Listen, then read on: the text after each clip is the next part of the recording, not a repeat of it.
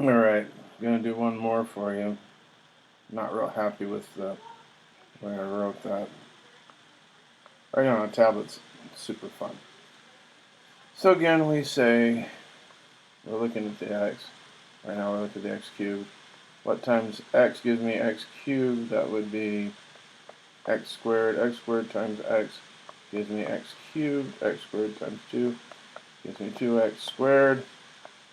We subtract these. X cubed minus x cubed is 0x cubed. 2x squared minus 2x squared is 0x squared. And then we bring down the 2x. What times x gives me 2x? It would be a positive 2. 2 times 2x is 2x. 2 times 2 is 4. We're going to subtract again. 2x minus 2x is 0x. 0 minus 4 is negative 4. And then we're just going to bring down the 1 and add it to it. So this becomes negative 3. This is our remainder.